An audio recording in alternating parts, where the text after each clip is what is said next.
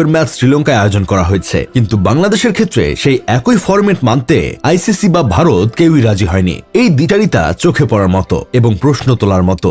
এখন ভয় দেখানো হচ্ছে র্যাঙ্কিং কমে যাবে, ভবিষ্যতে বিশ্বকাপ বাছাই পর্ব খেলতে হতে পারে, আন্তর্জাতিক সূচিতে সমস্যা হবে। কিন্তু প্রশ্ন হলো, শুধুমাত্র টুর্নামেন্ট বা র্যাঙ্কিং এর জন্য কি একটি দেশের আত্মসম্মান ও মর্যাদা বিসর্জন দেওয়া উচিত? শত শত বিশ্বকাপ আসে যায়, কিন্তু সম্মান একবার হারালে সেটা আর সহজে ফিরে আসে না। মুস্তাফিজুর রহমানকে আইপিএল থেকে বাদ দেওয়ার প্রতিবাদে বাংলাদেশ সরকার আইপিএল এর সম্প্রচার বন্ধ করার ঘোষণা দিয়েছে। সেটি ছিল একটি শক্ত বার্তা। একই যুক্তিতে যদি বাংলাদেশকে পরিকল্পিতভাবে বিশ্বকাপ থেকে ছিটকে দেওয়ার চেষ্টা চলে, তাহলে ভারতে আয়োজিত এই টি-20 বিশ্বকাপের সম্প্রচার বাংলাদেশে বন্ধ করার বিষয়টি গুরুত্বের সঙ্গে ভাবা উচিত। টেলিভিশন, অনলাইন, প্রিন্ট ও সোশ্যাল মিডিয়া সব জায়গায় একটি পূর্ণাঙ্গ ব্ল্যাকআউট হতে পারে প্রতিবাদের ভাষা। একজন সাধারণ ক্রিকেট প্রেমী হিসেবে আমি সবসময় চাই বাংলাদেশ বিশ্বকাপে খেলুক, কিন্তু নিজের দেশের সম্মান বিক্রি করে খেলুক এটা কখনোই চাই না। খেলো, নইলে স্কটল্যান্ড খেলবে। এই জবাবে আমাদের একটাই উত্তর হওয়া উচিত, ধন্যবাদ, আমরা খেলবো না। 36টি আইসিসি টুর্নামেন্ট খেলে আমরা কি পেয়েছি?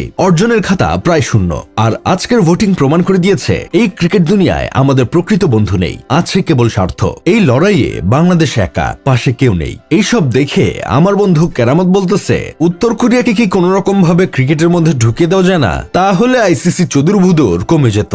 যাই হোক, শেষমেশ আমি গোলাম হোসেন একটা কাজের কথা কই, বাংলাদেশ বিশ্বকাপ খেলতে না পারলে আমরা সাধারণ ক্রিকেট প্রেমীরা কষ্ট পাবো, সমস্যা নেই, আমরা হাসি মুখে বিশ্বকাপ বয়কট করলাম।